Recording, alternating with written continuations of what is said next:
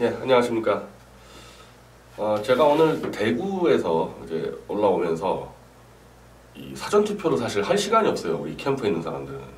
차라리 이제 선거 당일날은 선거운동 못하니까 당일날들 많이 하게 될 것 같습니다. 근데 제가 서울역에서 내리다 보니까 이 사전투표소가 서울역에 있잖아요. 그럼 지금 해버려야 되겠다. 그래서 3층에 올라갔는데 대합실에 제가 깜짝 놀랐습니다. 거의 완전히 서울역 저 3층 전체가 그냥 다 20, 30대 줄을 이었어요. 줄을 이었어요. 지금 그러니까 사전투표가 지금 뭐 사상 최대라 그러고 뭐 포탈들 난리인데 그럴 수밖에 없죠. 지금 예를 들면 저 같은 경우 이제 본투표 하려면요.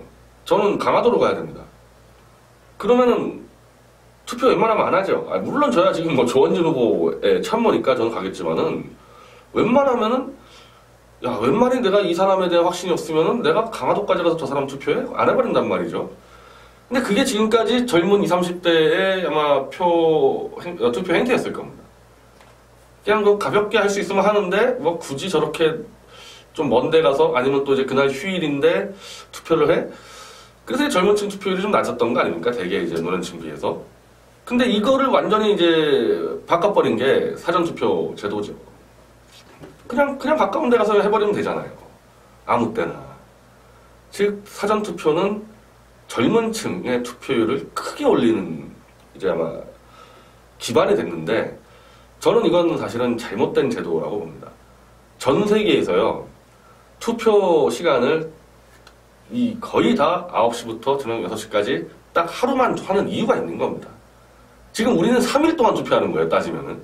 3일 동안 투표하고, 당일 투표도 막 8시로 올리고 하잖아요. 투표라는 거는 그 나라의 국가 방향을 바꾸는 거기 때문에 아무나 하지 말고 자기 시간 투자해서 갈 수 있는 사람만 해라. 성실하게 그래도 후보자들 살펴보고 고민 좀 하고 그래서 그냥 딱 맞추는 겁니다. 만약에 이렇게 그냥 투표만 많이 하는 게 좋다 그러면은 미국 같은 경우 땅이 얼마나 넓어요? 그거 한 일주일 투표해야죠. 미국 같은 경우도. 그리고 지금도요, 미국은 투표소를 이렇게 많이 안 나가지고 자동차 몰고 막 2시간 가야 되는 경우도 허다합니다. 그렇게 하는 이유가 있는 거예요. 내 표에 자신 있는 사람만 가서 투표해라. 그게 진짜 민주주의거든요. 아무나 그냥 심심하면 그냥 포탈 댓글이나 보고 야 찍으러 가자 이래가지고 민주주의가 되겠어요. 저는 딱 가서 젊은 층 이제 서울역 가서 뭐 놀러 가든지 놀러 오든지 그런 친구들이 가서 슬쩍 가서 찍는데 이거 큰일 났습니다. 사실 이거. 이렇게 가면 안 되는 겁니다. 서구 민주주의 시스템이 그냥 된 게 아니거든요. 이러면 나중에 이제 또 이제 아마 뭐 온라인 투표 이런 것도 도입할 것 같은데 뭐 그러면 이제 전 국민 뭐 거의 90몇 %가 투표하는 사태가 벌어지는 거죠. 투표율 높다고 절대 민주주의 되는 거 아니에요. 한 표 한 표를 얼마나 신중하고 깊이 고민하고 찍느냐 그게 더 중요한 거거든요. 그리고 그거를 할 자신 없으면 투표하면 안 되는 겁니다. 그런 정도 책임 묻죠. 근데 지금 아마 지금 젊은 층이 대부분 문재인으로 기울었잖아요. 난 오늘 제 앞에 줄 서 있던 애들 대부분 다 문재인 찍었을 거라고 보는데, 이거 책임질 수 있습니까? 문재인 정권 만들어 놓고. 하는 짓이 어떨지. 참, 이 투표 하나하나가 얼마나 중요한 문제인지를 이거 모르고. 하여튼, 근데, 잘못된 건 잘못된 거고, 문제는 이제 제도화가 됐다는 겁니다. 이제는 이거를 우리가 염두에 둬야 되는 거예요. 젊은 층, 이제 날씨가 좋아서 어디 투표날 소풍이나 가겠지. 젊은 친구들 투표 안 하기를 기도하고, 노년층 보수 똘똘 뭉치면은, 뭐 진보가 사, 보수가 사, 중도가 이니까 우리가 뭉치면 이긴다. 지금까지도 우리 이 보수 쪽에 있는 사람들 그 짓 하고 있지 않습니까? 그게 안 된다는 겁니다, 지금. 이 사전투표 하나만 가지고도 이미 그게 무너졌다는 거예요. 애들 투표하지 않고 우리가 똘똘 나가서 가면 이긴다. 깨진 거란 말이에요. 깨졌다는 거죠.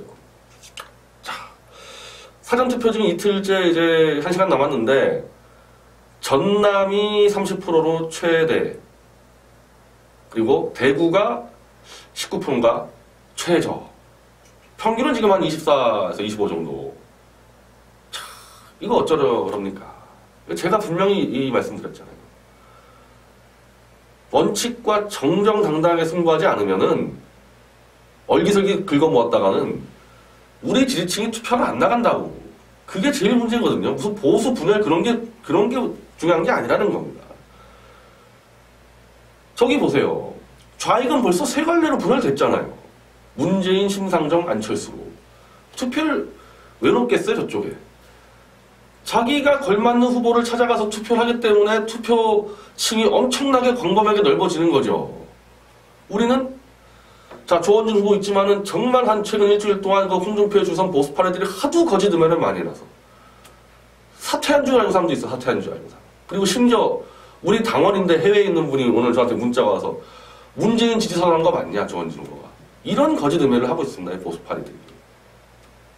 그리고 결국에는 이 거짓 음해 이 당한 사람들, 보수파리들의 자, 조원진도 못 찍지만은 그렇다고 홍준표 찍나? 원래부터 저 사람은 싫었는데 안 찍는 겁니다. 안 나가는 거예요.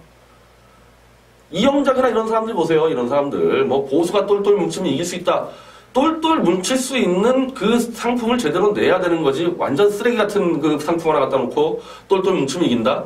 이제 이런 쓰레기들 다 제거해야 됩니다. 정말 이영작 씨 이번 총선 때, 이번 대선 때, 이분 지난번 지자체 때 총선 때 항상 보수가 똘똘 뭉치면 이긴다 했다가 다 졌습니다. 다 졌어요. 책임을 져야 될 거 아니에요. 이번에도 보수가 뭉치면 이긴다? 정말 상상을 초월하는 참패 당할 텐데 은퇴하세요, 진짜. 더 이상 그 혹세무민 그만하고 빠져주시기 바랍니다. 자, 지금 이런 사태가 온 게 지난 총선 때 이미 입증이 됐거든요. 제가 분노하는 건 그겁니다. 이영작 씨부터 보수 쪽에 있는 논객들 지난 총선 때 국민의당하고 저 민주당 분열됐으니까 뭐 우리가 200석 한다 막 난리 쳤잖아요. 사실 저도 그 가능성이 있다고 봤습니다. 그럼 어디서 깨졌냐 그게? 유승민이 공개 처형하는 쇼를 하고 김무성이 도장 들고 도망가고 그 도망간 놈 또 찾으러 가고 이런 한 달 내내 엄청난 추태들을 막 반복하다가 깨져버렸는데 투표하러 안 나간 거죠. 보수층이. 저런 것들은 우리가 심판해야 되겠다. 국회 권력을 좌로 넘겨주는 한이 있더라도 저런 것들은 심판해야 되겠다 해서 나온 게 지난 총선 때 결과였단 말입니다. 근데 그 심판받은 그 행태를 똑같이 반복을 했습니다. 이번 대선 때. 똑같은 짓을 했어요. 첫 번째, 좌가 분열됐으니까 우리가 뭉치면 이긴다. 이게 얼마나 비겁한 소리입니까? 자, 심상정이 지금 뭐 10% 나와요? 혹시라도, 저는 그것도 안 된다고 보지만은, 이 보수파리들의 이 국민 보수층이 혹세무민돼서 정말 똘똘 뭉쳐서 나간다 치잔 말입니다. 홍준표 찍으러. 그럼 좌쪽 국민들은 바보입니까? 분열로 지게요? 심상정의 10% 중에서 8%가 바로 문재인한테 넘어가고 안철수하고 지금 문재인이 호남에서 한 5대5 왔다 갔다 하거든요. 그건 문재인 다 넘어갑니다. 안철수 호남표가. 저쪽은 이미 쫙 영역을 확장해 나서 보수가 잔머리 쓰는 순간에 자기들 확 뭉칠 수 있는 시스템이 돼 있어요. 남의 분열을 틈타서 한번 우리가 이겨보자. 그게 용납이 됩니까? 그런 전략들은 좌가 훨씬 더 치밀하게 짜고 있는데 지금은 심상정이 올라가는 이유가 뭐야? 홍준표라는 불량 쓰레기 상품 갖다 놨으니까 어차피 보수층 투표하러 안 나온다. 이제 상관없다. 우리 이겼다. 우리 마음 놓고 찍자. 그게 심상정표가 올라가는 거예요. 그것 때문에 심상정표가 올라가는 겁니다. 만약에 조원진 후보가 갑자기 홍준표가 사퇴해가지고 막 30% 치고 올라가잖아요. 심상정표 그대로 문재인 넘어가는 거거든요. 우리가 잘할 생각을 해야지 남이 분열됐으니까 우리는 그냥 있는 그 낡은 시스템 그대로 낡은 보수파리 그대로 뭉치면 우리가 이긴다. 그게 먹히겠어요?